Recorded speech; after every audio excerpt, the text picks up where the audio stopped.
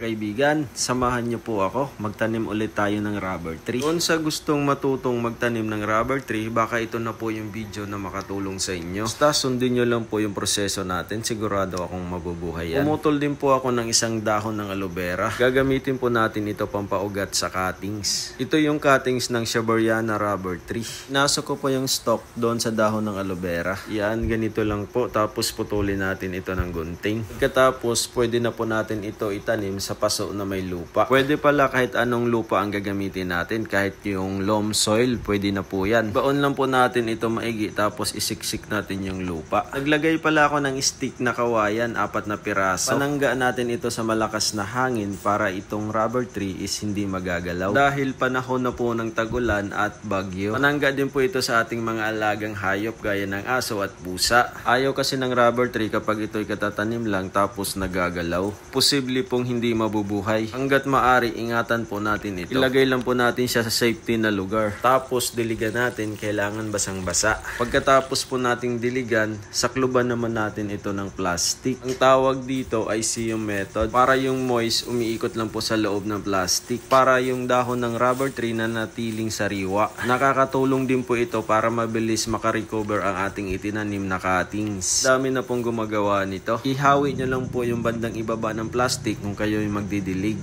Pagkatapos po natin ibalot ng plastic, ilagay po natin siya sa ilalim ng puno. Mas maganda po kung nasisinagan siya ng kunting araw. Pagdating po pala ng 26 days, tinanggal ko na po yung plastic na nakasaklob nito. At ito na po yung pinaka-final na hinihintay natin. Makalipas ang 55 days, ito na po ang resulta.